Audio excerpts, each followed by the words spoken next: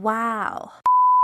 What's up mga mi? Gabi na nga at may naisipan na naman nga akong gagawin dito sa bahay. Gusto ko na nga ilabas yung lamesa namin kaya naman ito at inasikaso ko na agad tong kortina. Tinanggal ko nga muna yung kortina tapos inikot ko nga siya doon sa may kahoy. At ayan na nga nilulusot ko na nga rin yung isa. At dahil may nakaharang nga na pako kaya naman ito at ginugupit ko na tong isang kortina. Talaga naman kapag gusto ko nga gawin ay ginagawa ko nga talaga. Sabi nga ng Diyosawa ko ay bukas ko na nga lang daw gawin kaso hindi ako makakatulog kapag hindi ko agad ginawa. Ganyan nga talaga ako kapag may gusto nga talaga akong gawin dito sa bahay tapos hindi ko kaagad nagawa, hindi nga talaga ako nakakatulog. By the way mga mi, kaya ko nga pala nilulusot yung kortina dahil gagawa nga ako ng patungan dyan. At dahil pangit nga yung dingding namin mga mi, kaya naman hindi pwedeng walang kortina. Kaya naman gumawa na nga lang ako ng paraan kung paano ko nga maikabit yung patungan. Mindset ba? Mindset.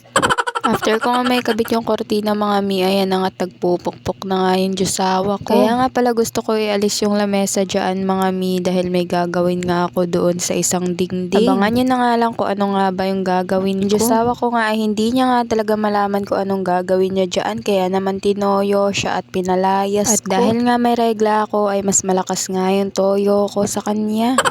Kaya naman ako na nga lang gumawa ng paraan kung paano ko nga maikabit yung brace. Lapit na nga siya sa akin dahil tutulungan niya ako. Ang kaso lang ay tinotoyo ako kaya naman umalis na nga lang siya.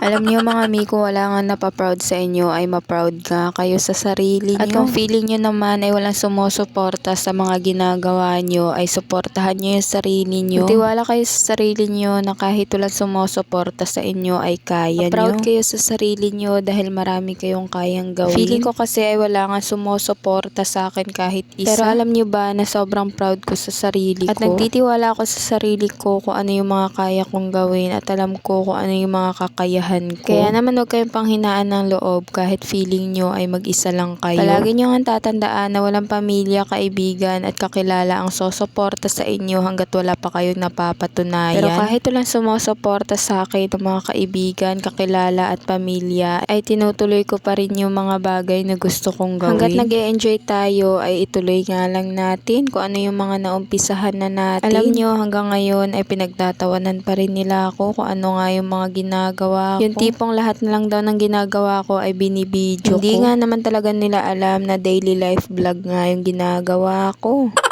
Mabalik na nga tayo dito sa ginagawa ko mga mi. Ito na nga tinaayos ko na dito sa labas. Hindi ko na nga to pwede pagbukasin pa dahil ang kalat-kalat nga dito. At dahil hindi nga pantay yung lamesa ay nilalagyan ko nga ng mga bato. Bali hindi ko na nga magagawa lahat ngayon pero bukas ka ay i-continuous ko nga yan. Inilabas ko na nga rin pala tong kalan namin dahil wala naman yung laman at dyan na nga kami magluluto sa labas. At sabi ko nga sa Diyosawa ko ay bibili na lang kami ng panibagong ilaw para sa labas. Nagme-merienda nga ako ngayong hating gabi na. O siya mga mi, hanggang dito na lang. Salamat sa panonood. Don't forget to follow, like, and share.